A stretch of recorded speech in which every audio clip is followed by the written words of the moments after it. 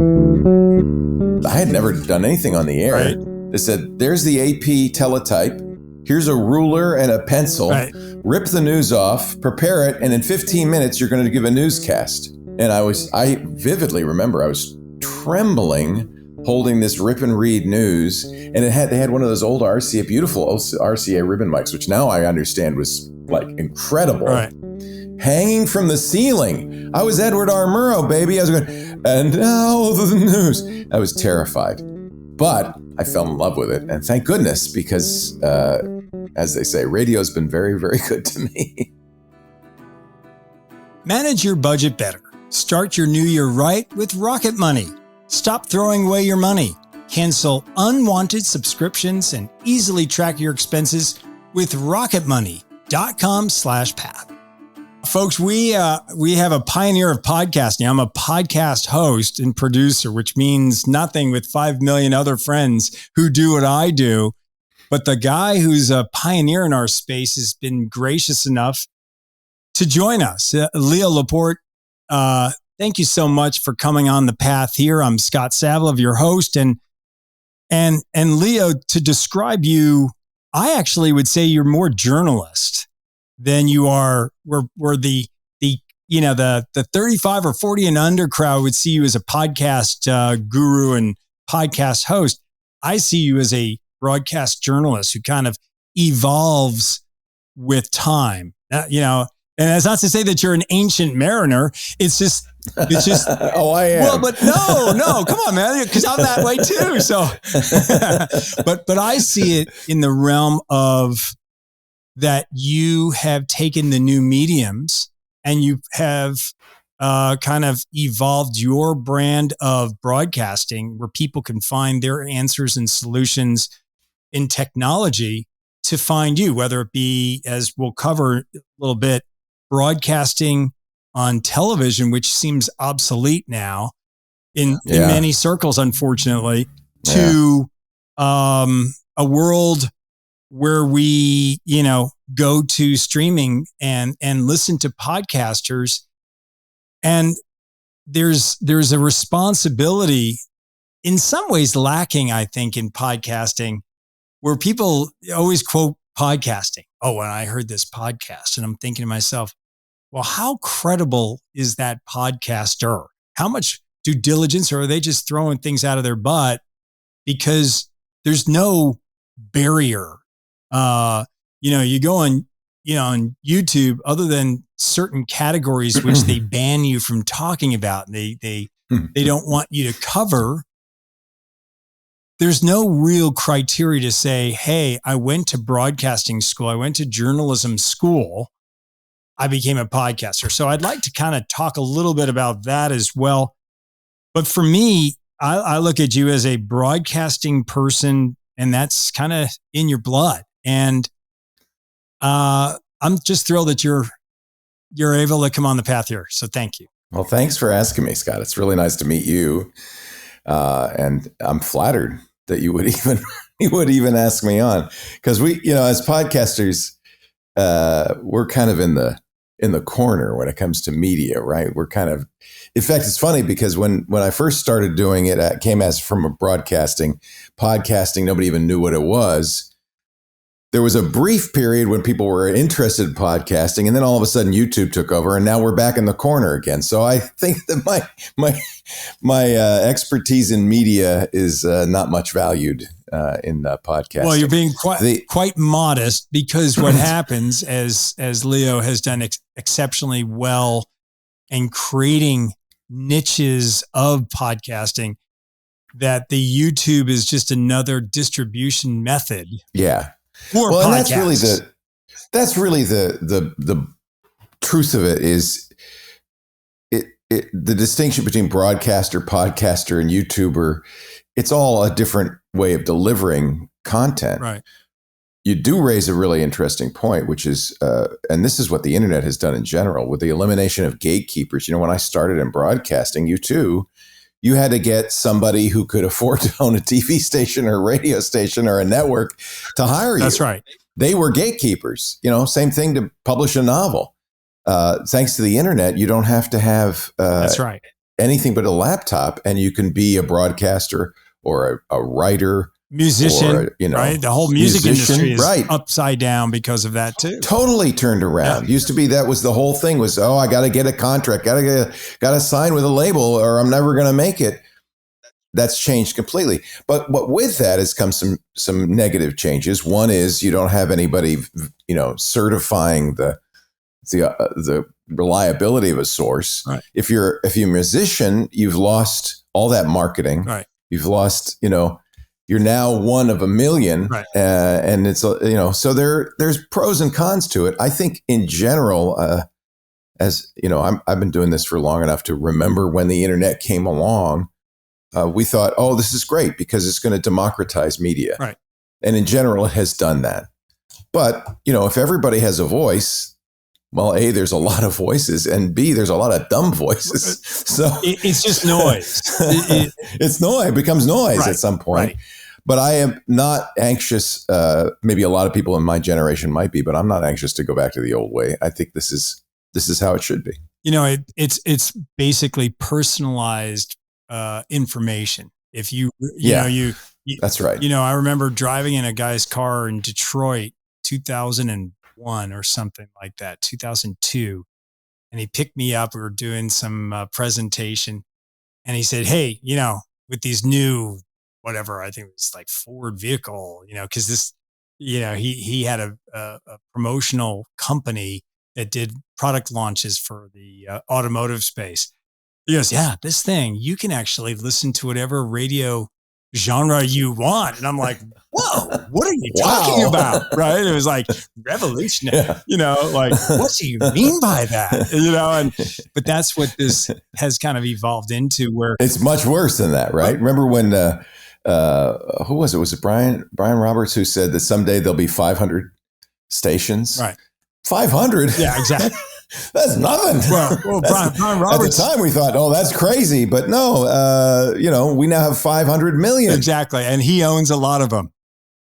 Yes. He owns all of them. So you brought up a name. It's like, you want to talk Big Brother who's capitalized on this. There you go. Comcast. And he's just, these kind of guys, again, I just might tip my cap. I always find guys like that remarkable, how they could see these things coming. And I'm just... But that's what's changed. They're coming so fast now that his insight that there would be 500 stations someday, which seemed at the time when he said it absurd, was absolutely right on. And it let him build Comcast and then acquire NBC and Universal and all that. But the changes come so fast now that that's old hat. And so I think the ability to just really score on an insight like that is limited. You've got a tiny time frame, and now all of a sudden streaming is being challenged. It's becoming more difficult to make money at it, and they're scrambling. And so I like that, frankly, because what I don't like to see is incumbents become so dominant that they push out all the other competition. And so ultimately, that's why I'm in favor of the democratization of media, because it makes it, yes, it's a stew, it's a froth, it's crazy, but at the same time, it gives everybody a chance, and new things come out of it, innovation comes out of it, and nobody gets to put their fist down and say, no, we're not going to do that anymore. And I like that. I think that's great. We're going to touch on that in a second. Let me first ask you your background. You're born in New York. You're not like you? Yeah. Although I was born in Manhattan. Yes. Okay. I'm not. I was not a Manhattan. I get a point for that. Yeah, there you go. Did you? Upper West Side. Upper West Side. So again, that has evolved in its own merit, but you were the son of a geologist. Yeah. My dad's professor emeritus. He was at Columbia getting his PhD at the time. Wow. And we lived in the projects. I mean, we say Upper West Side. It's not Tony. We lived in the Frederick Douglass projects. Wow. When I was little. I mean, we moved when I was about 3 or 4. He got a job at Brown University, so we moved to Rhode Island. And most of my formative years were in Providence. And then Dad got a job at the University of California, Santa Cruz, and I came to. My sister went there. I came to Nirvana. Yes, with redwood trees And I was about 15 and my eyes were opened. And I said, I am never leaving this paradise. So my mom's still on the East Coast. My sister's on the East Coast, but I'm here. Well, it's in some ways, it's their loss because that is like what I would categorize as God's country. My sister. We're up in Northern California in the wine country, but with Santa Cruz was incredible. It's and we moved there in 1971. Wow. Where it was kind of crazy. There was a geodesic dome in the parking lot where they would be chanting, and I mean, it was kind of nuts. But it was and it was certainly an eye opener for this kid who had gone to boys' school in Providence. I remember going to see UC Santa Cruz first time my sister's going to school there, and I'm thinking, okay, here I am at it. You walk through the redwoods. It's beautiful. Right. It's amazing. But they were beyond, they were in that stage. They were way ahead of the curve on political correctness. They invented it. They were like, and here I show up and I'm like Rodney Dangerfield in Caddyshack. I'm like, what is she doing? What is he doing? And she's like, we don't. Well, that girl, I'm wearing a top. Yeah, exactly. At that time, UC Santa Cruz, shaving and deodorant were options. And it may still be that way, but I mean, I would be like, what on? When we moved there, we moved into a farm that was an organic farm that was owned by the woman who brought Birkenstocks to America. So there, in the garage, there were thousands of Birkenstock catalogs that she had left behind. That's too funny. So it was kind of hippie. It was an organic farm. Do you think of that as your upbringing? Kind of. Oh, absolutely. Yeah. My parents were very progressive. Even when we were in Rhode Island, the May Day strikes in 1970, we were still there. My mom was silk screening sweatshirts with a fist and a peace sign, and for the protesters to wear and stuff. So I grew up in a very progressive, liberal. That is the most, to me, corrupt state. Now, I love Rhode Island. Rhode Island. Well, Buddy Cianci, baby. Exactly. I have so many Rhode Island friends, honestly. And it's like, I always tell people, they're like, what city do you think of has the best Italian food? And I'm like, Providence. Oh, yeah. And they're like, Providence? Oh, yeah. I'm like, up on Allen Avenue. Absolutely. I go, you go to Providence, you can't find a bad Italian restaurant. It's not going to happen. No, I love Providence. It's actually kind of revitalized completely since we lived there. It's a beautiful city, yeah. And the whole area, Rhode Island gets a bad rap. It's a really beautiful state. And I love it. So to move from there to Northern Cal, it's not like you were. Well, that wasn't so bad either. No, I mean, you had a pretty good. Were you a good student when you were a kid? I was a pretty good student. Yeah. I had gone from kind of a East Coast private school to Santa Cruz High, to public school, and it was just so easy. I just when in my junior year, they said, well, actually, you have enough credits. You could graduate now. And I said, I'm in. So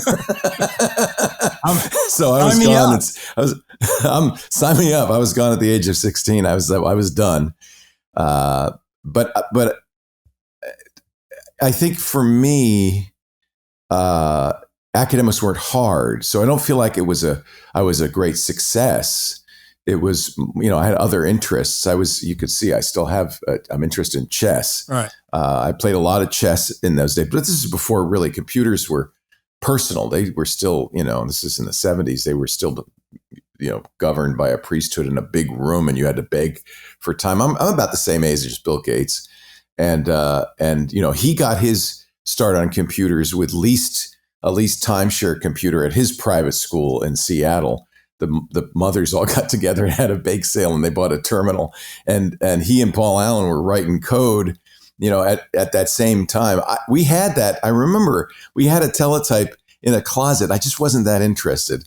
I wish I had been. Maybe I'd have done better, but I didn't get into computers until you could have one on your desk. Wow. I wasn't that interested in them. So even in college, I didn't study computer science or anything like that. It was just. But as a kid, were your interest in like technology or just? No, well, what was technology when I was a kid? A transistor radio? Yeah. I mean, right. Turn on the TV. A portable record player. Right. No, I had a logical mind. I think chess prepared me in some ways for that kind of deterministic, logical mind. But no, I wasn't I took things apart. I was never able to get them back together again. I don't think that's unusual. No, not at all. My mother would, unfortunately is no longer with us. She would say, "Oh, you just did that just for the heck of it, Scott." Yeah. But that's a learning experience. Yeah, exactly. It's like I would walk away and it's like, why did you leave that? Yeah. If you're like me and you're constantly getting billed for things you don't remember signing up for, start your new year more efficiently by signing up for Rocket Money. I did.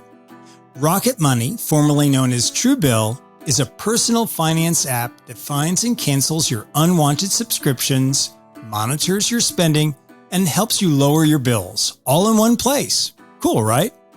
Rocket Money makes canceling subscriptions as easy as a click of a button. Simply find the subscription you don't want and press cancel, and Rocket Money will cancel it for you. No more long hold times with your customer service. Stop throwing away your money. Cancel unwanted subscriptions and manage your expenses the easy way by going to rocketmoney.com/path. That's rocketmoney.com/path. You went off to Yale, correct? Yes. So I went from Santa Cruz High to Yale. Okay, again, back. Big culture shock or not. Yeah. Knowing that area from Rhode Island to Connecticut where Yale is. I was a New Englander, so I didn't feel uncomfortable. You didn't feel uncomfortable. No. All the California kids, it was funny, would all hang out together. Right. And I didn't feel part of that group, really. I didn't go to Groton or Phillips Exeter, so I didn't have that background either. Right. I was just kind of, I was a little bit of an outcast at Yale. And frankly, at that point, it was too hard. I was not a good student. What was your major? I saw Chinese studies. Okay. And now where did that come from? Oh, who knows? The mind of a 16-year-old. I don't know. You're just like, let's take Chinese studies. Yeah. Well, my dad was a geologist, as you said. So I took geology, and the professor on day one said, "Oh, you're Leo Laporte's son. We'll expect great things of you." And I dropped the course. I immediately dropped the course. Exactly. Too much pressure. I also took ancient Greek. That didn't work out so well either. So I needed a language. They had like requirements. I don't know what they have today, but they had requirements, and I needed a language. So I don't know why. I had studied French in high school, loved it. I should have, in hindsight, taken French. But no, I took Chinese. But what was good is I really liked it. And more than that, I loved the culture. And I'm really what I was as a history major, because I really loved the history of China. And China has a written history going back thousands of years. So it was really exciting and interesting. The other thing I liked about it, I thought was really interesting, is as this is as close to an alien culture to our Western culture as you can get. Right. And I was fascinated by the idea of the differences, but also the similarities. What is common among humans beyond culture, beyond the language you speak or the food you eat? What is in common? And I found that really fascinating. And I'm still in love with China. I still think it's just an amazing culture and a fascinating culture. Well, for those who embrace a hard language, that's not an easy language to learn. Actually, I beg to differ. The spoken language is trivially easy because there's no tenses, there's no genders. True. The only difficult thing about the spoken language is the tones. Right. And if you have a musical ear, that's easy. The written language is the world's hardest written language. So there's this dichotomy. I learned the spoken language and found it not so hard. The written language, forget about it. Yeah. What you do lose that you have in French or German, there's no cognates because it's not a Western language. So there's nothing in Chinese that you can grab a hold of and say, "Oh, horse, it's just like English." No, it's not. It's ma. It's not related to English at all. Right. So that's probably harder. But it's not a complicated language. It's not like Russian or Latin where there's declensions and tenses. And no, it's a language that's been sanded down over time into the most simple. They really don't even have a word for yes and no. Again, fascinating because it's so non-Western, right, and so different. And so I loved that. And really that's what happens. I just fell in love with it. I didn't really have any consideration of what am I going to do with this? Right. That was foolish of me, but everybody at that time at Yale, I was a class of 77, everybody in the mid 70s was pre-law or pre-med. Right. They were sensible. They said, well, what am I going to do with this degree? I'm going to do Chinese. I guess I was still a hippie, but something happened that was miraculous, which was I found the campus radio station. That's what I was going to ask you. Did you do campus radio? Yeah. Or That's what really began my life, because I was working in the dining halls, which my student job, I was serving food in the dining halls, and I would do voices. Everybody, hello, Governor, what would you like today, huh? And people, I think, was incredible. I mean, in hindsight, I realized it was incredibly annoying. People would say, oh, you ought to go to the campus radio station and do that. I interpreted that as praise. They were saying, get the hell out of here with the stupid voice. Give me my chip beef on toast and go to the radio and do that. Right. But I took it seriously. I went into the radio station. It was quite intimidating. They made me write a review of a Blondie album as my interview. Right. And I had never heard Blondie before. And I said, this would sound so much better at 45 RPM. It sounds terrible. I was obviously wrong. I remember doing my first Rip and Read news. They said, I had never done anything on the air. Right. They said, there's the AP teletype. Here's a ruler and a pencil. Right. Rip the news off, prepare it, and in 15 minutes, you're going to give a newscast. And I vividly remember I was trembling holding this Rip and Read news. And they had one of those old beautiful RCA ribbon mics, which now I understand was like incredible, right, hanging from the ceiling. I was Edward R. Murrow, baby. I was going, and now the news. I was terrified, but I fell in love with it. And thank goodness, because as they say, radio's been very, very good to me. Well, it's, for me, my background, I started in radio when I was 16. So same thing. Right. So I completely get it. And you fall in love with it because it's a verbal medium. Right. There's no pictures. As soon as I saw you wanted video, I thought, oh God, I better put on a shirt. There's no pictures. Right. And it's intimate because you're communicating directly into the microphone, right, into somebody's ear. You're talking to somebody's ear. And it's a beautiful medium. You paint pictures with your voice. I grew up listening to WOR. I would listen to Gene Shepherd at night. I would tune it in from Rhode Island. Right. And I'd listen to this guy tell stories, right, and command the room, command the microphone just by drawing pictures in your mind. And so I grew up with that whole idea. So when I went into the radio station, man, it clicked. It was like, this is it. I love this. How did you take that opportunity and start getting into your current niche? Well, I was a DJ for a long time. So here's a lesson for you young people. Right. If you love something, don't do it for a living. Because it will take all the life out of it. It will suck the life out of it. So I thought, working in college radio, that you got to choose the music and you could do segues and you could love it and listen. And then I became a DJ in commercial radio, and they give you a piece of paper with everything you're going to be playing, right, today. Right. And a lot of Kenny Rogers and Neil Diamond and Barbara Streisand. It just sucked the life out of me. You know what? That could suck the life out of any human. Anybody. Yeah, exactly. Anybody. They listen to The Gambler one more time. It would be a little, a little rough. Scott, I know the cart number for The Gambler, 1938. I know exactly where it is in the rack. And this is from working at a radio station in San Jose in, 1998 or something. No, 1978. That's too funny. Pulling the cart out of the rack, slamming it in the cart machine, hitting that button. I can talk it up. 56 degrees in San Jose on a beautiful Wednesday afternoon. Kenny Rogers. Right. He knows when to hold 'em. He knows when to fold 'em. You still have it. You got the top. I can do it. I can do it. You got it. But eventually I realized I am just a button pusher. This is glorified factory work. Right. There is no, I really realized it when I worked at a station where they said, light rock, less talk. And I thought, I'm the talk. Right. They're basically saying light rock, less Leo. Right. And then I realized, no, your job is when the song ends, push the button to start another song, and then maybe say the weather report. That's it. Right. So I did it in my 20s.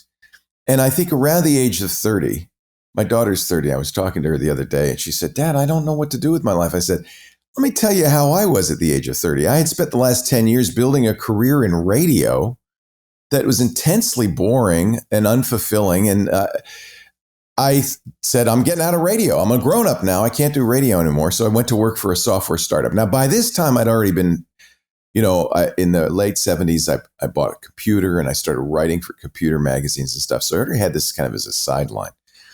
So I said, I'll go work for a startup.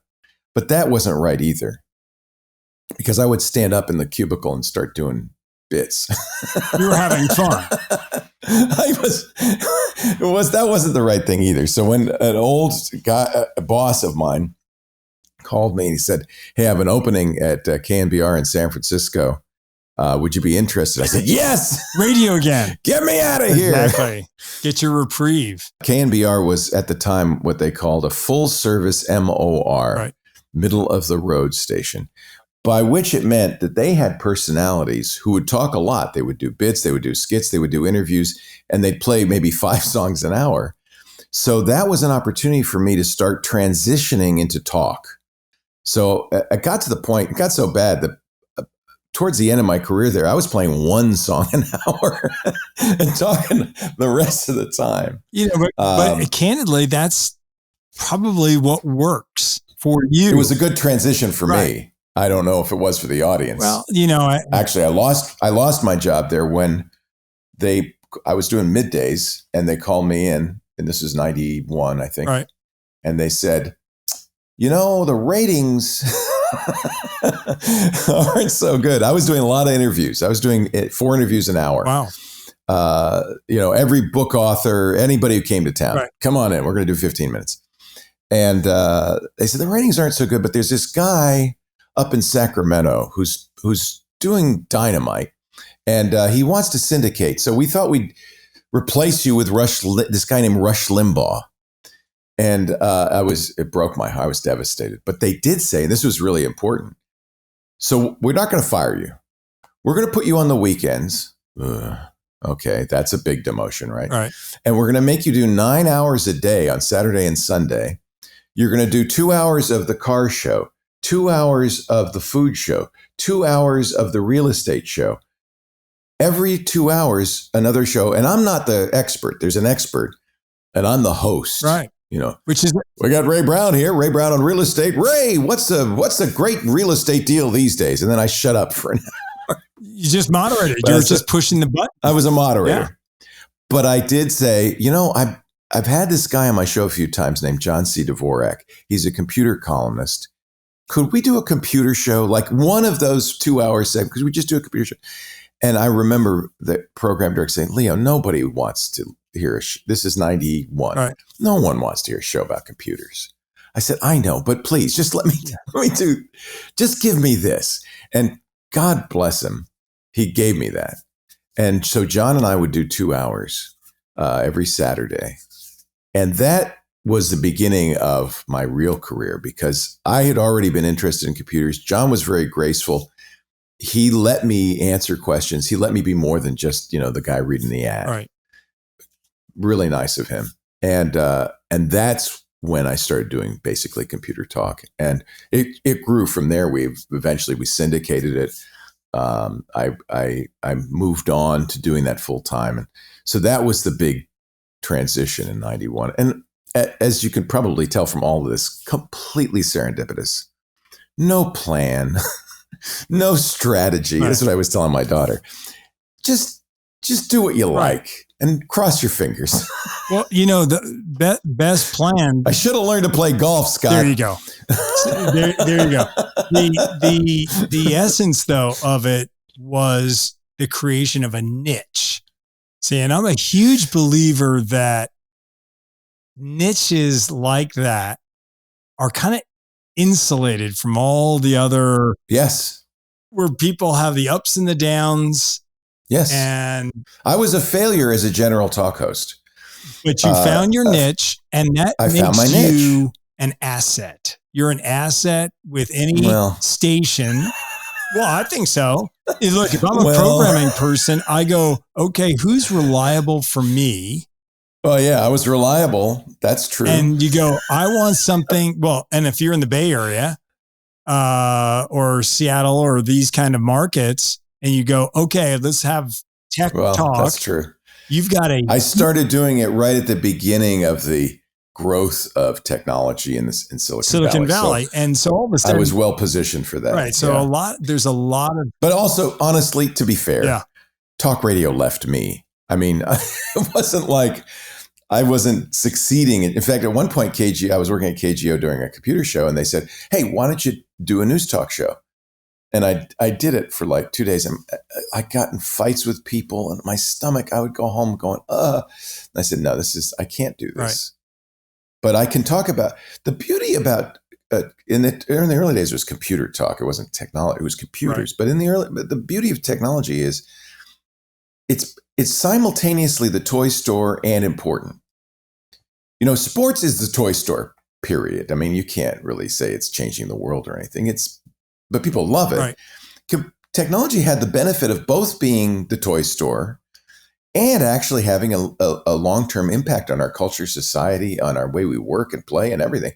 So, and the other thing was good for me because I'm very ADD. It was always changing. You know, if you're a golf announcer or a football announcer or a NASCAR announcer, it doesn't change that fast. No.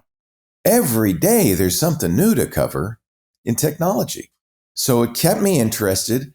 I had something to say. I was lucky because I had some expertise. I was able to understand it and talk about it, which is rare in technology. Usually the nerds aren't very good at communicating. Yeah. You know, they understand it, but they can't talk about it in a way that a normal person can understand it. But I could do both. I had a little left brain, a little right brain.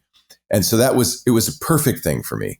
And it's worked out pretty well. My sister, who, God love her, is a lot nicer and a lot smarter than me, and that's for sure, was with Sun Microsystems in their heyday doing software. Wow. Sunsoft is what they call Sunsoft. And I remember going to visit her office, and she would say, from a leadership perspective, she would have to send people home. It was almost like, it's that time of the week for your shower. You gotta go. You know, it's like Steve Jobs was famous for that. When he worked at Atari, they moved into nights because nobody could stand the smell. And he was famous for washing his feet in the toilets for some reason. I guess it was a handy place. It would tickle his feet, probably. Flush it down. It was famous. He was of the opinion, apparently, that because he lived on apples, that he had no body odor. This was an opinion not shared by his coworkers. No, not even remotely. But the other factor, I'd walk down the hall to my sister's office. And again, this is when it was the heyday of all of this. And there'd be names with all consonants or names with all vowels. I'm like, how do you pronounce, and I would say that to her, and she's like, so politically correct. And I am so unpolitically correct. And she would go like, shh, why are you bringing that up? I'm like, I just don't understand. I see these guys in their office. One guy's like sleeping. She's like, yeah, he's in there for like 6-7 days. Her mind is percolating. And I'm like, whatever. And here there's a fine line between brilliance and insanity. Very fine line. Let me say that. But they were so good at what they did. For you had your creative juices going though, because you had like characters. When you were doing your broadcasting, you were able to do characters in technology, correct? Yeah. Yeah, I do I can't do it anymore. I used to do the Indian tech support guy. That's absolutely not going to happen anymore. Which is too bad because I really do it quite well, but it's, I'll reserve it for friends and family. There you go. I do, Russians, and that's still okay. I can do the surfer dude that comes up occasionally. I do it as much to amuse myself. I don't have any concrete aspirations as a dialectician, but I do it to amuse myself because honestly, sometimes it is a little dull to report on the same technology stuff over and over. So again. for you, those what voices not only amused yourself, but gave the listeners an ability breaks to it up. Right, break it up, and you're like, breaks it up. Who is that guy? You know.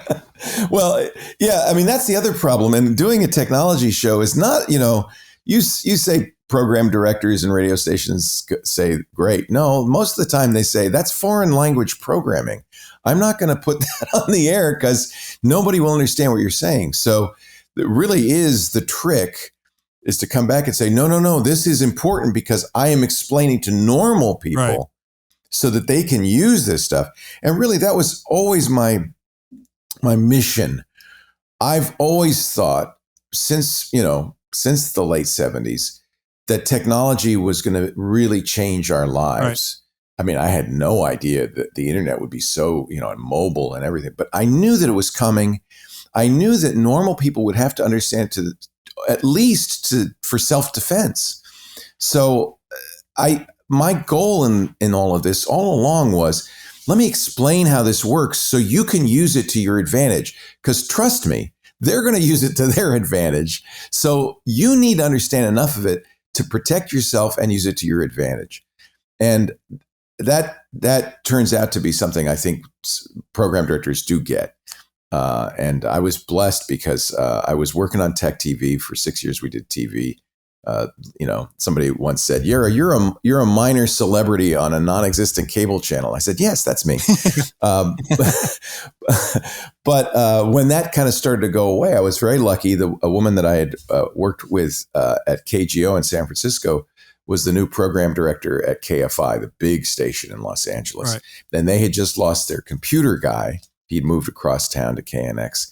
So she called me, this was January 2004, and said, hey, would you like to do a weekend radio show on computers? She said, and the reason I want you is, your predecessor was all Windows all the time.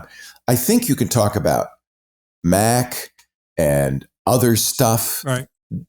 At the time there was no iPhone yet, but I think you could be more broad. And I said, absolutely. Yeah. I mean, I want to talk about all the different, elements of technology. The iPod had come out and I could talk about that. And so that was the mission. Was there a fear though at that time window? Was there a fear in your mind when the .com bust that all of a sudden things were going to change? It would change for your career? No, actually, no. So I started Tech TV. I started in May 1998. Okay. And I did two shows on Tech. Era. Yeah, this was like everything, man. Everybody had, so that's why everybody had something. MSNBC had called us and said, we need to do a technology show. And we did the site for MSNBC. Right. And then in 98, Ziff Davis, the big computer magazine publisher, said, we should be in TV. Let's start a cable channel. By the way, I even then knew the economics of starting a cable channel are so horrific that one should never do that. I had worked for CNET in the early 90s. They called me up, said, you're doing a computer radio show. You must know about this stuff. We want to do a computer television network. That was the plan for CNET, the TV network. Right. And I said, all right, well, and I did the due diligence for them. I said, well, let me tell you, CNN took 10 years of losing revenue. I can't remember what it was, $50 million a year for 10 years before they made a penny. Right. Do you have $500 million to lose? And the guy running CNET at the time, Halsey Minor, said, no, we'll do a website instead. So I knew even then in 98 that Ziff Davis, but they had money and they had investors like Paul Allen from Microsoft. So I begged to be on there because I had created the site for them on MSNBC. And they were kind of iffy about having me on. I don't know why. But they finally, at one point, they realized before the launch that they had to fill 24 hours of content. And here I am, I'm sitting there, I'm doing 3 hours of tech talk. They said, could you do that for us? I said, yeah, it's easy. Right. It's cheap. People call in, you answer questions. It's a radio show with pictures. And they said, could you do 4 hours? Because it ended up, by the time Tech TV launched, it was ZDTV in the early days, but by the time it launched, They were taking the 4 hours of programming I was doing and rerunning it 3 or 4 times. I was half the broadcast day, but it was cheap. Their plan always was, well, this will get us launched. Right. Then we'll bring in real television experts. We'll do some real TV shows and we can get rid of this. To their surprise, and I'm sure dismay, it was the big hit at Tech TV was the call for help in the screensavers. People, that's what people wanted. Right. They wanted to see somebody installing Linux on television. It's a small audience, but they're devoted. Well, it's because there's so much movement there to have somebody actually teaching you and saying to you, okay, you want to learn JavaScript and you want to do this. Right. It was compelling. Well, what happened was it turned out in the late 90s, a vast subculture of geeks who didn't feel represented in the culture. Right. They were the outsiders, right? They were the kids in high school who were the smart kids and nobody would go out with and stuff like that. Right. So when we came along, here's a national television network celebrating, and we said, we're going to be geeks. We're not going to dress this up. This is geeky stuff. They felt seen. Right. And so we tapped into something that was there. Now, to answer your question, that was 98. By the year 2000, when everything started collapsing, right. I think the higher ups at Ziff Davis said, this is a nightmare. As it turned out, Bill Ziff, who founded Ziff Davis, eventually sold all of that stuff. His timing was brilliant. He sold all the magazines right before the bust. Wow. And I think that he understood that this is not going well. Right. So they ended up getting Paul Allen to buy the whole thing in the year 2000. He had a lot of money. In fact, there's a book about him called The Accidental Billionaire because he had all this Microsoft money. Wow. And so he lost 600 million on, I think, over the 6 years he owned Tech TV. In any event, thank God we had a patron. Right. Who was devoted to it. Who was from him? This is the show I want to watch myself. Right. So we got 6 years. We did 98 through 2004, and that was the thing that brought me whatever notoriety I have. Was doing that. That was a really good thing, and even to this day, people come to the podcast because they remember. Oh, when I was growing up. Right. And I had my Coleco Adam. I used to watch you guys, and so there's this nostalgia. I'm like Howdy Doody for the current generation, right? Tech guy had to be just another iteration for you of a broadcast platform, right? Where you could then kind of transition again. So it's smart. Anybody who's not thinking Leo is smart, guess again.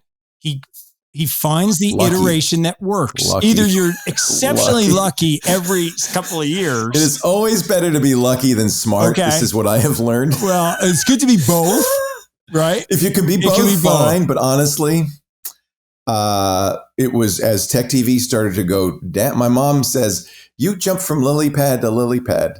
As Tech TV started to go down, that's when Robin called me from KFI and said, you want to do radio? And I said, maybe I better. Right. Go back to my roots. And that's when I became the tech guy on KFI. And I did that for 19 years. And that really, for me, that was wonderful. Here I am really doing what I love, which is radio, first and foremost. Syndicated, that was always the dream, right? To be nationally syndicated. And for some reason, this is unheard of in radio, nobody said boo to me. Nobody said, can you do more stuff about the iPhone? They didn't say anything. Right. I don't know why. Lucky. But I got to do exactly what I wanted for 19 years. Who can say that? I mean, that's amazing. It's a great run. But while you're doing that, how did you see podcasts coming? Well, again, pretty lucky. So from day one, this is January 2004, I'm recording the shows and putting them on the web. Right. So people can download the shows and listen. That seemed like a no-brainer. Right. I asked KFI, I said, can I do that? They said, well, yeah, I guess. Why not? They had no idea. Yeah. No, and there's no doubt in that. Why not?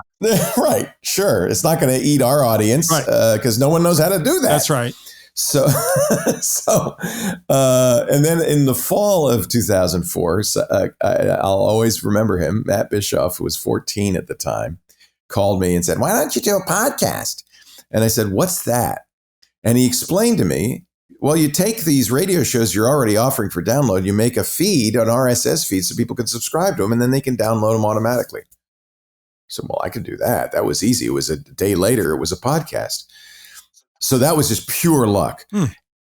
It's funny because as radio is dying now, right, I get a lot of my old friends in radio calling and saying, "Tell me about podcasts." Right. I want to do a podcast. But I was lucky because I started podcasting when it was just starting. There were 5 podcasts, So I was able to generate an audience very early on. We did another podcast a few months later, and another one, and without any intent, I built a company of podcasts, a network. How much of your radio did you plug those podcasts? Yeah, I'm terrible at marketing, Scott. So I don't think so. I should. Well, I am. I should have promoted them like crazy. Right. I might once in a while. I might remember once in a while. It's funny. Remember, I grew up a hippie, right? I have a kind of negative attitude towards marketing. Right. I feel like if you're good enough, you shouldn't have to market. This is obvious BS. This is obviously not true, but it's in my head. Right. And I don't like marketing. I don't want to market. I figure I'm just going to do the best damn show I can do. I'm going to make sure that there's value in it. I'm going to respect the audience and give them value, not mess around, but actually produce something that is both entertaining and informative, and, hope for the best. It certainly did not hurt that I had a radio show, national radio show. It did not hurt that I was on cable TV for 6 years. All of that stuff kind of did the marketing for me.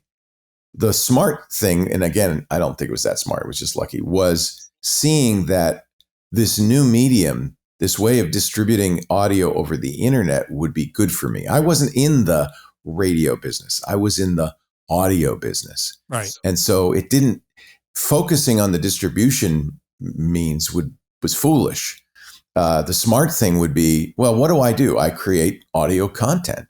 Okay. Well, is the internet a good way to do that? Well, hell yeah. Right. I don't need a tower. I don't need a transmitter. I don't need an FCC license. I just put the stuff on the internet and anybody in the world can download it. Yeah. So that wasn't a brilliant insight. It was just like kind of obvious. Yeah. I come from that era and that generation where you were an artist. Right. And you just want to do your art. You just want to create your art. You just want to do your thing, and let the chips go where they may. The people who succeed these days understand all of this, the marketing, the social media. They manipulate it. They do it so well. Those are the successes of this era. And it is even somebody like Tom Cruise who knows how to move every dial and knob. Jump on a couch. Certainly, Jump on a couch. Jump on a couch. Right. Works, right? It worked for him. Got all the attention. Right. But more importantly, a modern YouTuber. Right. My son is a TikTok star, right? He's 28 years old and he's a TikTok chef. And a couple of years ago, he'd been doing this. He loves cooking. He learned how to cook on YouTube. He loves doing this. And he'd been making these videos.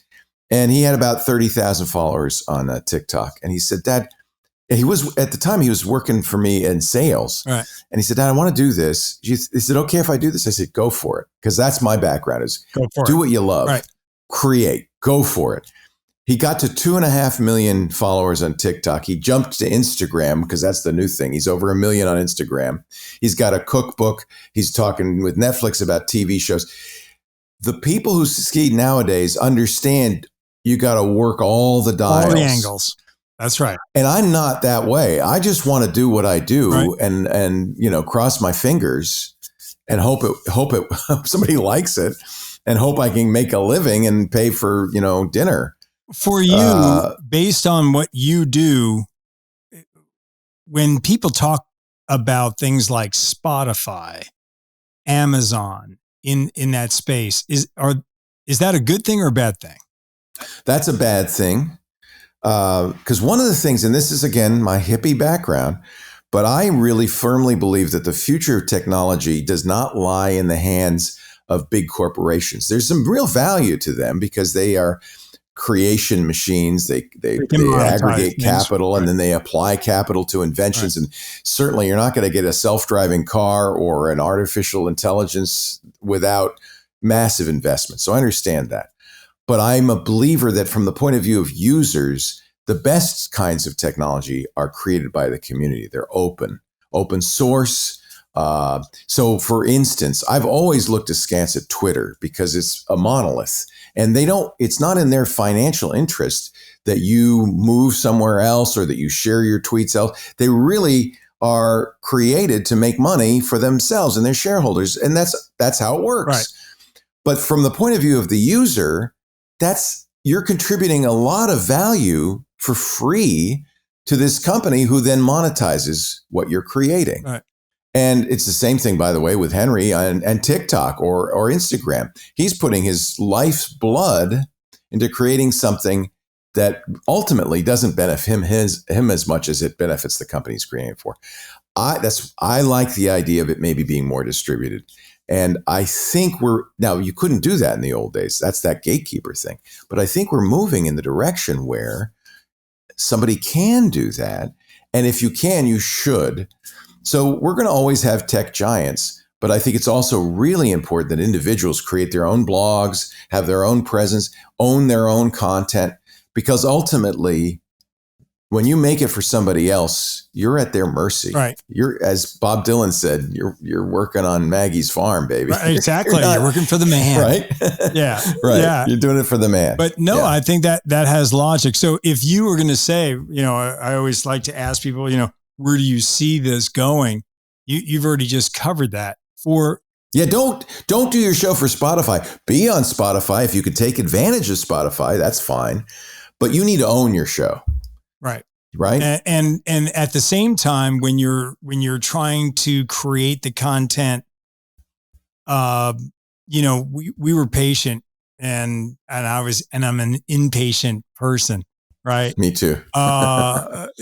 Which I'm just a large 5-year-old at heart. And I have no issues with that. But when people, for the first 6 months of doing this, didn't make $1, because you got a podcast and you're just cranking it out, and I'm calling friends and saying, "Hey, come on my show," and I'm doing this. Right. And then ultimately, you do try to create these things. I think what your son has done is take that next step, which is it's more modern. It's the modern way of saying I'm embracing every realm. I just candidly, I was just in Europe and I had this conversation with this actress, and she's amazing as an actor. I shouldn't say actor, an actor. Politically correct these. She's an actor, and as an actor, she has a robust Instagram. And I was getting into the whole components of utilization when you do events, which is my background, with Instagram stars or social media darlings versus an actor who just happens to have a very large Instagram or TikTok or whatever Twitter following, because to me, there's also some polish to the person who is used to putting out a product and understands the game. So your son has a very unique set of skills. He also understands the sellability of what he's doing, right? In a way, it's a shame, because I feel like an artist should just create art because they love it. Right. A painter shouldn't be thinking about where am I going to sell this painting. Right. So in a way, it's a shame, but it's also the way of the world. And movie stars these days aren't going to succeed unless they're pulling all the levers. You can't just, do a great performance. You got to do all the levers. It's just Look at Andrea Riseborough. Right. Look at Andrea Riseborough. Perfect example. This movie, $27,000 in box office total. Right. But somehow she knew enough people that she was able to get this Twitter campaign going, and people were inviting you to come over to, to their houses. Jennifer Aniston, come over to my house. I want to show you this great performance. And she got an Oscar nomination. So I don't know how that happened. I doubt it was that Andrea Riseborough said, you know what I really need is a grassroots social media campaign. Right. Yeah. But somebody did. I don't know if it's her PR person. I think it's more likely another movie star who said, this is good and I'm going to help you, Andrea. But it made a difference. And it will certainly make a difference in her ability to get her next job. Right. Right. And she may change. It may not be the same grassroots appeal. It may be some other creative process. Well, that's part of the scary thing for artists is it's no longer about your art. It's about how well you can market yourself. Right. And so that's a different skill set. Some artists are very good at that from time immemorial. Right. Some artists have been very good at that and some have been bad at it. Right. Doesn't mean you're a bad actor. Right. I think the compelling thing as trying to point something out is, you're telling me the tech guy, you're no longer doing that. Right. However, there may be the next phone call you get that inspires you to do something else, or you just may want to choose to do something that you're pulling all those levers because you understand how to pull those levers. I'm an old man. I don't think I'm going to start any new ventures anytime soon. I'm kind of comfortable now. My day's almost done. So I watch Henry and others, do this adeptly. What happened for me was after 19 years in radio, it was no longer, radio is not a growing medium. Right. But podcasting is. So I still do the tech guy. I just do it as a podcast. I don't do it on the radio anymore. And I don't see any downside to that. The only thing I regret is there are a lot of people who need help. Right. But don't know how to do it any other way but listen to the radio. Those are people, by the way, mostly older people nowadays. Which is sad. Nobody under 50 listens to the radio. Are you kidding me? Right. So, and that's one of the things that happened is all the callers on the radio show were in their 70s and 80s. Right. And so it's not that I don't want to serve that audience. I want somebody to serve that audience. Fortunately, we found somebody to replace me who is really good and really adept at it. And so Rich DeMuro is going to serve that audience. But I've done my time. And as always, I just want to do what I like to do when I'm Which is your podcast. Which is the podcast. And frankly, that reaches a much larger audience. It's global. It's everywhere. For us, we need to call it a show, but at the same time, with your podcast and your podcast network, we really didn't dance into that space where, again, you created using your background in radio and television, creating a network, which is a whole different conversation, in my opinion, because what that really is aggregating content and aggregating it with a like mind, which takes. When I was a young man in radio, it was the dream of every DJ to own a radio station. Right. That was the height of their ambition. Someday, as it turns out, economically terrible idea, but it was the height of the ambition. So I own a radio station, and it's kind of like a mini TV station. But I'll tell you the real secret, Scott. I married well. And my wife runs the business. She pulls the levers. She knows how to do it. I have no idea. I just go, and let her do the good stuff and the hard stuff. So to the degree it's a success, it's not because of me, it's because of her. But I get to do what I love. Thank God she's given me the space to create content. I love that. I love doing that. So it's a good marriage. Well, we hope that she does her job and does it well. She does. And she does. You keep creating content for someone like me who's evolved into different aspects. I love it that you're doing this. I mean, here's a guy been hugely successful in media, looking at this kind of new medium and saying, well, let's see how this works. I love it that you're doing that. Well, thanks. And what's cool is you're doing it like authentically, like this is genuinely a podcast. It is a podcast, but to me, it's old school interview. It's long form interview, I love. Again, I grew up in that era of watching great interviewers, and I still admire today. When I watch a Real Sports with Brian Gumbel, and you watch the technique of interviewing people and other people who have just great technique of interviewing. I admire that, and you watch a guy, and I'll tell real quick, Jim Nance, here's a great guy, friend, but I'll text him during the Super Bowl. He's calling the game, and during the Super Bowl or the Final Four, Jimmy, great call. Thanks, Scotty. Blah, blah, blah, blah, blah, blah. And he's like calling the action. I'm like, come on, man. I'll tell you the secret of great broadcasters. The secret of great live broadcasters, totally ADD. One thing is not enough. I need people in my ear. I need cars in front of me, and I need a phone so I can text my buddies. Right. That's the secret. Well, we know the really talented ones. I'm telling you, it just is like a marvel to me when I watch these people that just, you write them a quick note, they're writing it back, and you're like, you're calling, you're calling the action of the Super Bowl. Aren't you busy, Jim? Yeah, exactly. Aren't you doing something?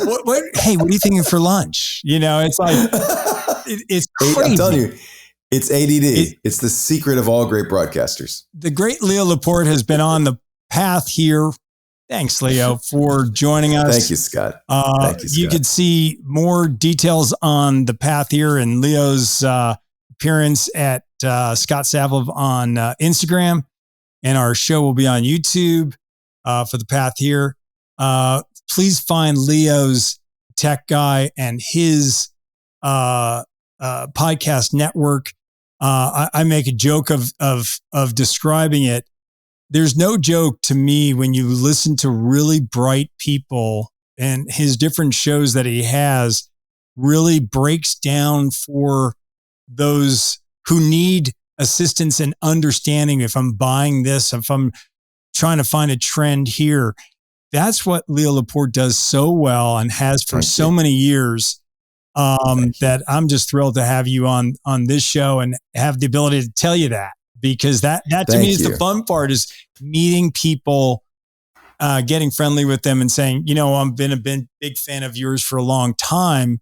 When I was working with Sun Microsystems in the late 90s, again, you kind of, I'm driving in the car, driving back to either San Jose Airport or San Francisco Airport. Leo Laporte was on the radio. So for guys, knuckleheads like me, it's great. It's great. It's great to meet somebody and go, yeah, this is pretty freaking cool. I get a chance to chat with somebody I used to listen to and understand the space that I was trying to break into. So thank you for what you do. Thank you, Scott. It's really been an honor and a pleasure. And all the best. I'm thrilled you're doing this. Well, thanks. You're bringing some credibility to this nascent medium. I don't know about credibility, but I'm going to bring something. Something. Thanks, Leo. Take care. Thanks, Scott. You too. Hey, thanks so much for listening to this week's show. You can subscribe wherever you get your podcasts. Feel free to write us on thepathhere.com to have one of your questions featured on a future episode. You can follow me on Instagram at Scott Savlov. If you want to send us a tweet or follow us on Instagram, it's at The Path Here Podcast. Hey, I'm Scott Savlov, and you've been listening to The Path Here.